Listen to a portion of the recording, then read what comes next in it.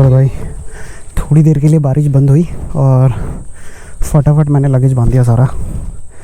अब मौसम फिर से बन रहा है, इससे पहले कि फिर से शुरू हो जाए बारिश अपन निकलते हैं। एक तो ये भाई जगह जो है बहुत सुंदर है, बट उसके लिए आपको थोड़ा ये स्ट्रगल करना पड़ता है। देख लो, थोड़ा ऊपर जाके आई है, बट इतना भी नहीं है। अब अपन मेन ऋषिकेश से नहीं, बाईपास से ही निकलते हैं इधर से सीधा।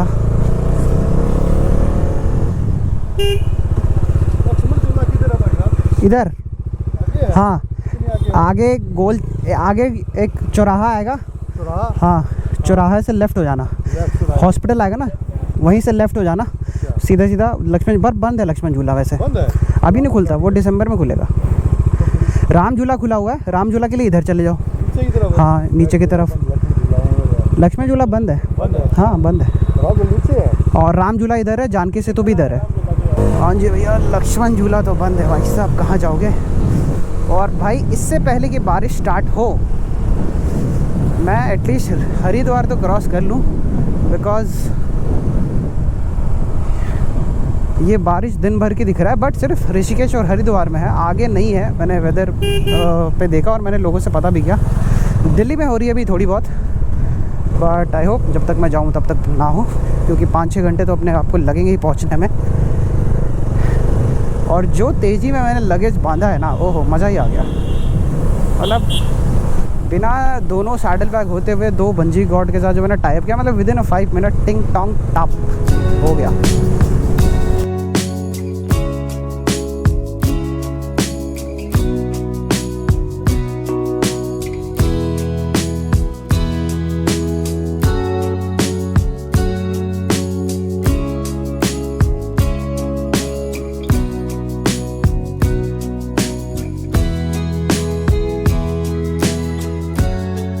और एक तो इसको पता नहीं क्या हो गया भाई, ये थोड़ा एक्सेलेरेटर छोड़ रहा है बीच बीच में भाई, क्योंकि ये पूरे दिन खड़ी है और बारिश में भीग रही थी।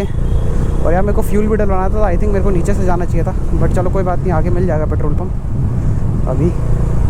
चलो जी, फ्यूल अप हो गया अपना, और अभी मुझे रुक के गोप्रो की मेमोरी कार्ड चेंज करनी पड़ी, स्टोरेज फुल हो गया था। एंड ग्लव्स भी पहन लिए हैं मैंने। तो मोटो ब्लॉगिंग आसान नहीं भैया, थोड़ी मेहनत करनी पड़ती है, और इतनी मेहनत करने के बाद अगर आपका थोड़ा सा सपोर्ट ना मिले तो बहुत बुरा लगता है। तो प्लीज़ एक लाइक शेयर कर दो और एक बढ़िया सा कमेंट कर दो कि आपको मेरे लास्ट वीडियो में क्या अच्छा लगा, जो आपने कल का व्लॉग देखा, जो मैं दिल्ली से ऋषिकेश आया और अपनी जो भी थोड़ी सी जर्नी थी वो।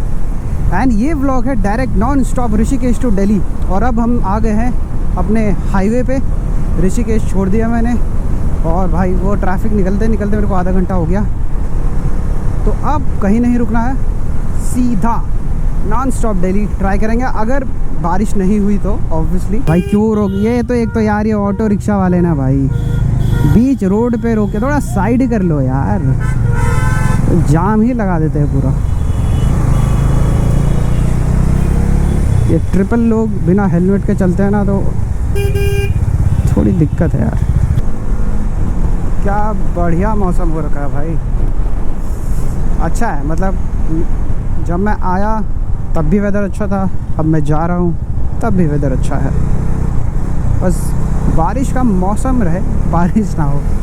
ऑल्दो मेरे पास रेन गियर्स हैं सारे, बट मुझे जो प्रॉब्लम है एक, वो मेरे जूतों की है, क्योंकि जूते मेरे वाटरप्रूफ नहीं है, और वो भीग जाते हैं ना तो बहुत इरिटेशन होती है यार। ये देखो, इस पैच की बात कर रहा था मैं, बहुत ही सुंदर पैच है ये।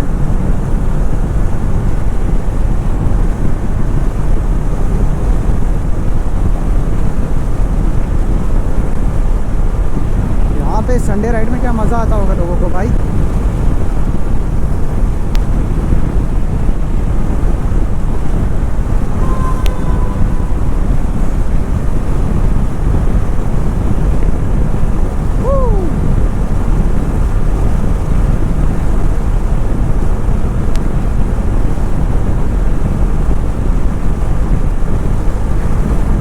सोलो ट्रैवल का भी अपना अलग ही फ़न है। ऐसे बहुत टाइम के बाद ऐसे सोलो निकला था मैं। बहुत लोग ऐसे कन्फ्यूजन और डाउट में ही रह जाते हैं कि सोलो जाएं ना जाएं। मैं स्पेशली बाइक राइड वालों की बात कर रहा हूँ, क्योंकि बहुत लोग नहीं जा पाते। वो हमेशा ऐसे ग्रुप में राइड करना पसंद करते हैं, या कोई दोस्त मिल जाए उनको। तो देखो, आई नो ग्रुप राइडिंग एक अपना अलग ही फ़न है, उसके अलग एडवांटेजेस है। बट यार ऐसी बात भी नहीं कि आप सोलो नहीं जा सकते, बिकॉज अगर नेगेटिव सोचते रहोगे, उल्टा सोचते रहोगे, ये हो जाएगा वो हो जाएगा, तो फिर तो पूरी ज़िंदगी बैठे ही रह जाओगे यार। मैं बस ये कहना चाह रहा हूँ कि डिपेंड मत रहो किसी चीज़ पे, ठीक है। आपका जो मन कर रहा है ना, अगर आपको लग रहा है नहीं रिस्क है, वो ठीक है। रिस्क मैनेजमेंट एक अलग चीज़ है, उसके लिए प्रिपरेशन करो, प्लान करो। लेकिन कभी ऐसे अपने आप को होल्ड करके मत रखो यार।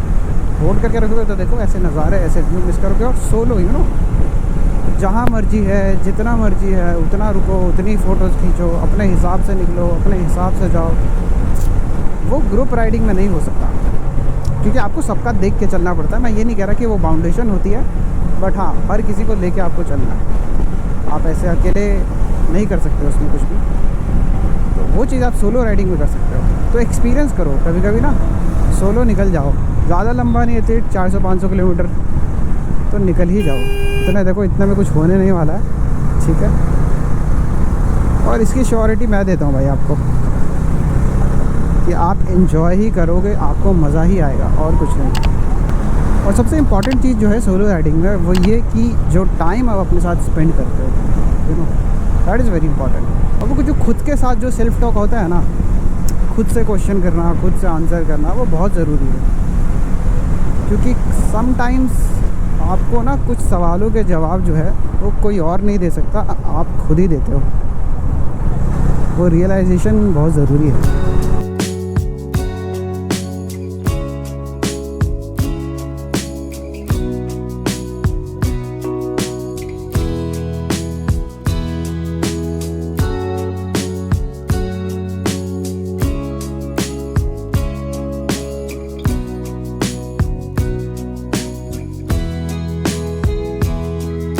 इस बार की वीडियो आपको थोड़ी अलग देखने को मिली होगी मेरी, जो आपने लास्ट ब्लॉग देखा, ठीक है। थोड़ा डिफरेंट कुछ ट्राई किया मैंने करने को, तो प्लीज़ सपोर्ट दिखाना, लाइक करना। अगर ऐसे ही और भी वीडियोस चाहिए तो कमेंट करो, ठीक है। एंड क्या डिफरेंट और क्या इम्प्रूव कर सकता हूँ वो भी बताओ।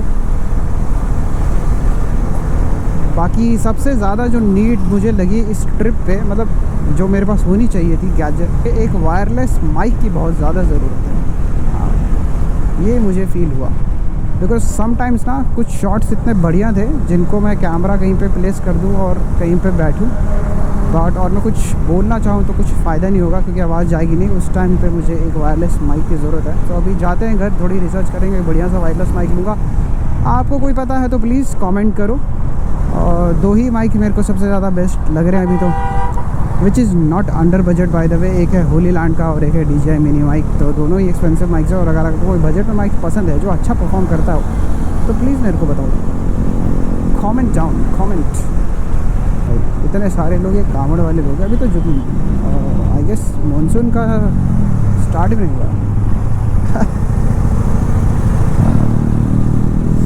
चलो भाई, क्या भी मानसून का मंथ आती है, ऐसे श्रद्धालुओं की भीड़ बढ़ जाती है इधर। तो बढ़िया, ये भी देखने में अच्छा लगता है। बट हैट्स ऑफ भाई, इतना लंबा लंबा चलना तो मतलब नेक्स्ट लेवल। ये मेरे से तो नहीं हो पाएगा। सीधी सी बात, पहाड़ चढ़वा लो, ट्रैकिंग करवा लो, उसमें कोई दिक्कत नहीं है। लेकिन ये हाईवे पे दिल्ली से लेके केदारनाथ तक ये लोग पैदल, कुछ लोग, मैंने बात करी, पूछा मैंने, तो ये लोग चल के आते हैं। आई मीन कोटि कोटि प्रणाम है इनको भी, हमसे तो नहीं हो पाएगा भैया। हम इतनी लंबी बाइक चला सकते हैं, यस, कहीं पे भी चलवा लो।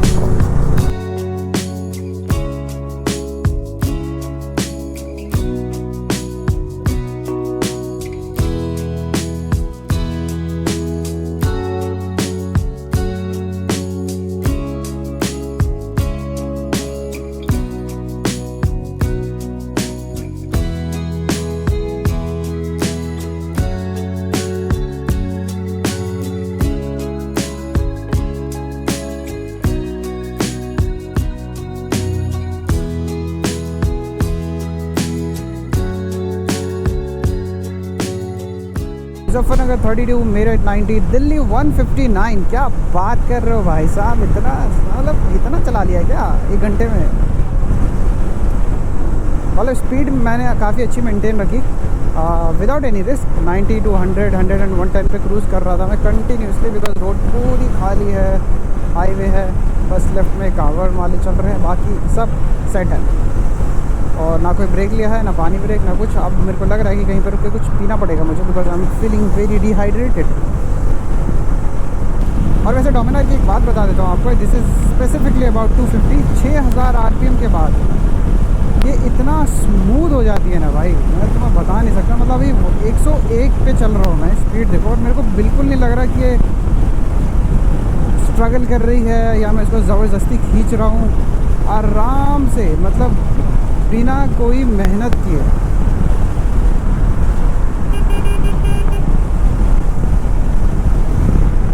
और बाय द वे इसको ओन किए हुए मेरे को ऑलमोस्ट 3 साल हो गए हैं, 3 years। 2022 में आई बॉट दिस, और 22, 23, 24, हाँ दिस इज़ 24, मतलब 4था साल चल रहा है ये।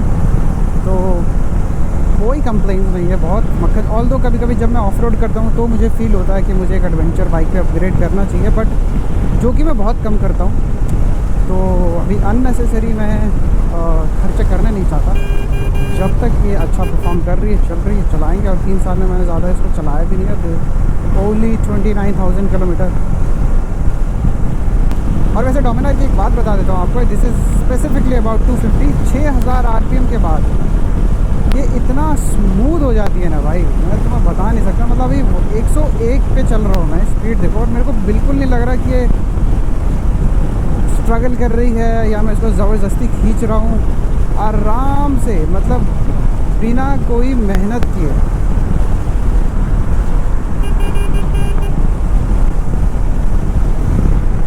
और बाय द वे इसको ओन किए हुए मेरे को ऑलमोस्ट 3 साल हो गए हैं, 3 years। 2022 में आई बॉट दिस, और 22, 23, 24, हाँ दिस इज़ 24, मतलब 4था साल चल रहा है ये। तो कोई कंप्लेंट्स नहीं है, बहुत मक्खन। ऑल्दो कभी कभी जब मैं ऑफ रोड करता हूँ तो मुझे फील होता है कि मुझे एक एडवेंचर बाइक पे अपग्रेड करना चाहिए, बट जो कि मैं बहुत कम करता हूँ। तो अभी अननेसेसरी मैं खर्चे करने नहीं चाहता। जब तक ये अच्छा परफॉर्म कर रही है, चल रही है, चलाएंगे। और 3 साल में मैंने ज़्यादा इसको चलाया भी नहीं है, ओनली 29,000 किलोमीटर। तो हाँ, इन फ्यूचर ज़रूर अब कोई अगर नेक्स्ट बाइक में लूँगा तो एडवेंचर कैटेगरी में ही अपग्रेड करेंगे उसे। और हाँ, अगर आपको इसका रिव्यू चाहिए कैसा है, क्योंकि अब तो अपडेटेड मॉडल आ गया है, उसका ओडोमीटर, ये स्पीडोमीटर पूरा अपडेटेड है, बहुत सारी और चीज़ें हैं, राइड बाय वायर आ गई है, बहुत चीज़ें मतलब। बट टू बी ऑनेस्ट मेरे को उसका मीटर पसंद नहीं आया। डोमिनोर कुड हैव डन बेटर। पूरी एक आपको यार LCD TFT या स्क्रीन दे सकते थे फुल। अचानक से ऐसे वेदर ठंडा हो गया, धूप गई और वेदर ठंडा। ओहो, ठंडी ठंडी हवा चल रही है। मेरे को लग रहा है आगे कहीं बारिश है, या तो दिल्ली में बारिश हो रही है।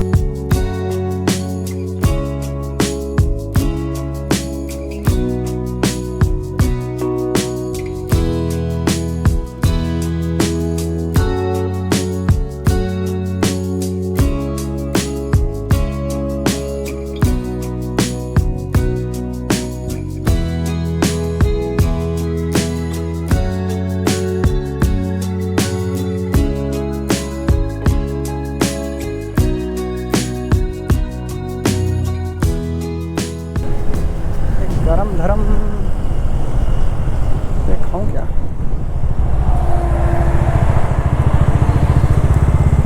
गरम धरम ढाबा है, यहाँ पे खा सकते हैं अपन। फाइनली ब्रेक लिया यहाँ पे, ये गरम धरम ढाबा के पास। 170 किलोमीटर से बाइक चला चला के दिमाग ख़राब हो गया। नॉन स्टॉप को भूख ने रोक दिया। फाइनली भूख की वजह से रुकना ही पड़ा। अगर मुझे भूख नहीं लगती तो मैं भी शायद मैं नहीं रुकता, मैं खींच देता, बिकॉज इससे काम चल रहा था मेरा। बट क्योंकि सुबह मैंने ब्रेकफास्ट किया था यार, बट ऑलमोस्ट 6 घंटे हो गए हैं और मैं भूख बर्दाश्त नहीं कर सकता। आज अपना वेज पुलाव एंड लस्सी खाते हैं और निकलते फिर फटाफट। खाना पानी डन, अपना गरम धर्म, अपना गरम धर्म का खाना सिर्फ गरम ही था, उसमें कोई धर्म नहीं था। अरे एवरेज ही था यार, बट कोई बात नहीं, भूख तो भूख है, भूख में सब अच्छा लगता है। चलो जी, भूख बहुत इम्पोर्टेंट होती है गाइस, भूख को कभी भी स्किप मत करो। डिले कर दो, स्किप मत करो। हाँ ठीक है सर।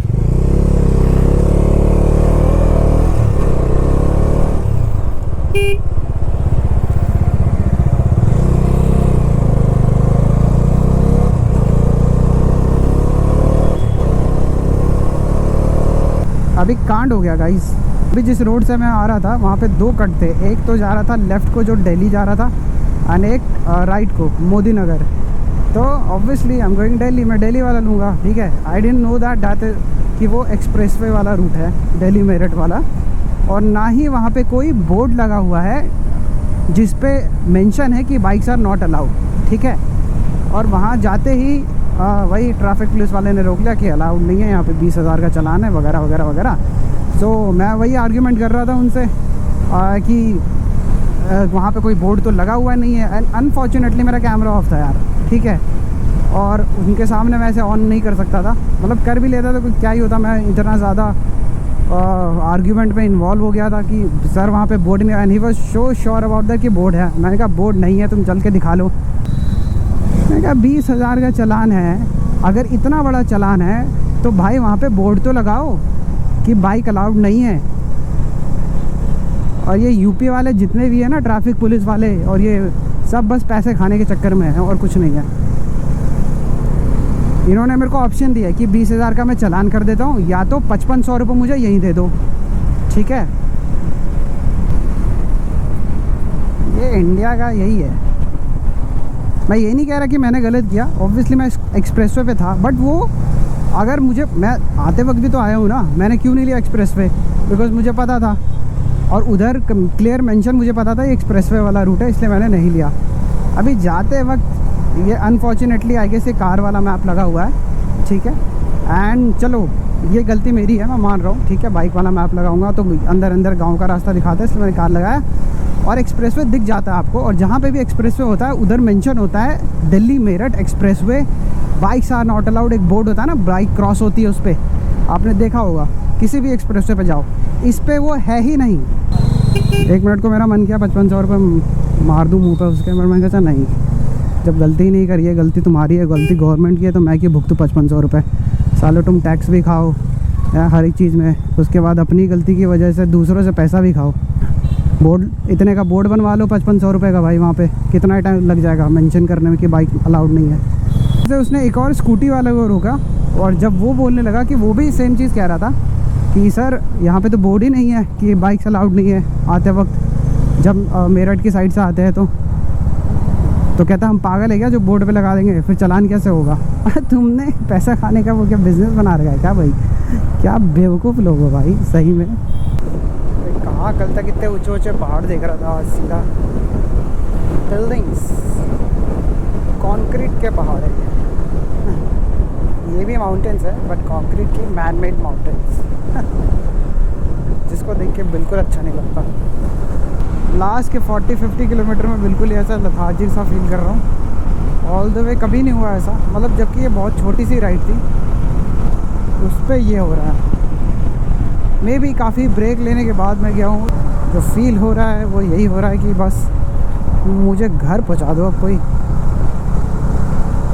मतलब मेरा मन और राइड करने का है, बट मेरी बॉडी अब अलाउ नहीं कर रही है।